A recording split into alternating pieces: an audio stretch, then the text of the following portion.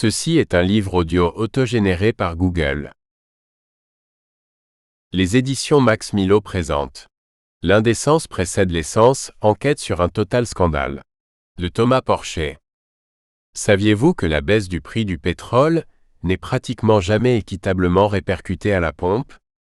Que les compagnies pétrolières sacrifient leurs propres raffineries? Qu'elles ne paient pas d'impôts, manipulent l'information et s'arrangent entre elles pour éviter toute concurrence? L'annonce des bénéfices des compagnies pétrolières, en premier lieu Total, suscite chaque année des réactions d'admiration ou d'indignation de la part des observateurs, experts et politiques français. Mais que cachent ces chiffres? Thomas Porcher dévoile 8 pratiques scandaleuses des géants de l'essence. Le but?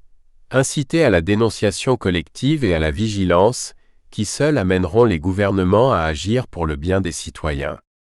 Thomas Porcher a fait réagir le gouvernement en 2011 avec son étude pointant la mauvaise répercussion à la pompe des baisses des prix du pétrole.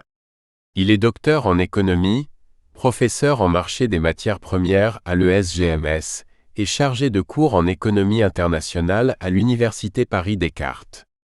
Spécialiste du pétrole, il a travaillé pour le compte de l'Union européenne et de sociétés pétrolières. Des notes et des illustrations sont disponibles sur les éditions numériques et papier du livre. Introduction. Alors que le pays traverse une grave crise économique doublée d'une crise de la dette, alors que le gouvernement a annoncé un deuxième plan d'austérité qui permettra d'économiser 8 milliards d'euros, Total menace les emplois directs et indirects du secteur du raffinage en ne réalisant pas les investissements nécessaires au maintien de la productivité du secteur, grignote des marges supplémentaires sur le dos des consommateurs en ne répercutant pas équitablement les mouvements des prix du pétrole à la pompe, et enfin ne contribue pas à l'effort national de sortie de crise en ne payant pas d'impôt sur les bénéfices en France. Ce court livre est écrit pour dénoncer ces pratiques indécentes et pour permettre aux citoyens d'en prendre connaissance.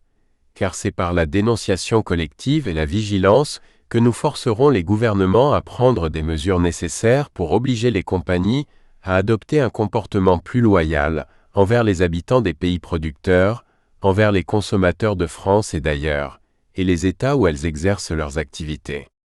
Nous nous appuierons pour cela sur l'exemple de Total, Major qui suscite de nombreuses controverses.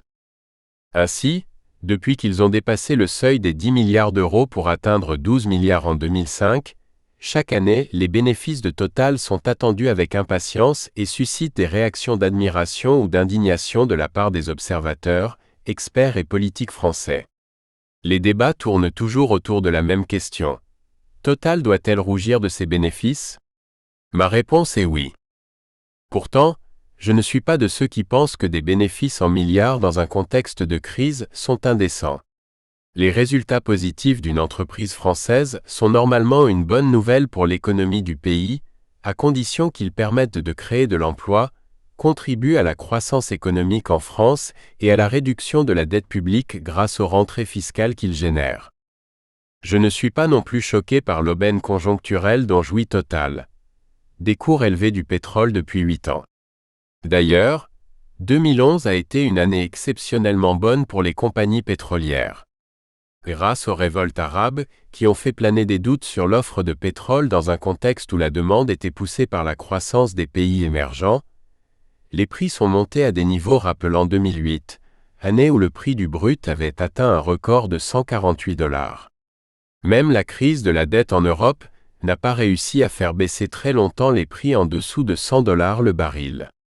Un prix impossible à imaginer pour Total il y a à peine 10 ans, quand les prévisions les plus élevées pour les 20 années suivantes ne dépassaient guère $25 le baril. Quel vendeur ne rêverait pas de vendre un même produit 4 fois plus cher? Total bénéficie donc d'une conjoncture favorable depuis 2004, comme d'ailleurs l'ensemble des compagnies pétrolières. Mais de l'extraction du brut à la distribution de l'essence, il y a aussi des pratiques indécentes qui permettent aux compagnies pétrolières de grignoter quelques milliards sur le dos des habitants des pays producteurs et celui des consommateurs du monde entier. Ce livre met au jour ces pratiques à travers 8 controverses liées à ces bénéfices. Certes, beaucoup de ces pratiques ne sont pas uniquement le fait de Total, mais de l'ensemble des compagnies pétrolières. Certains vous diront même qu'elles sont nécessaires, car il faut se battre à armes égales avec ses adversaires.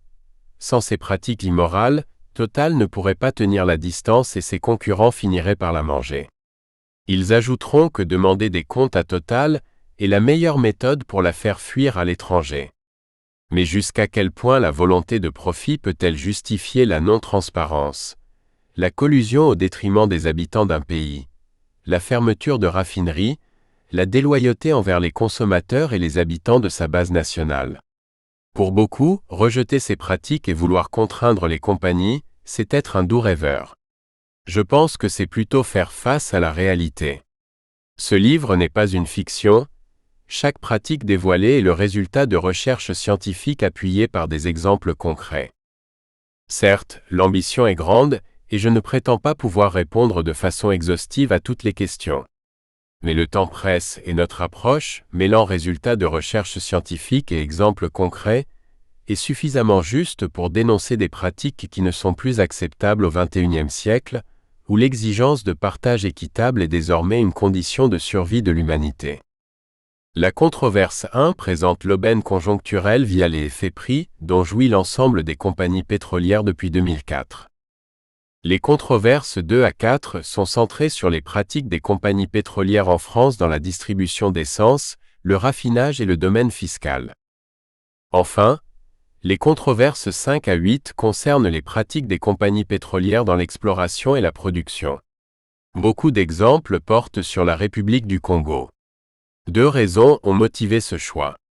Premièrement, Total est l'opérateur historique du Congo et y assure 60% de la production de pétrole. Deuxièmement, le Congo a toutes les caractéristiques d'un pays riche en ressources et pauvre économiquement.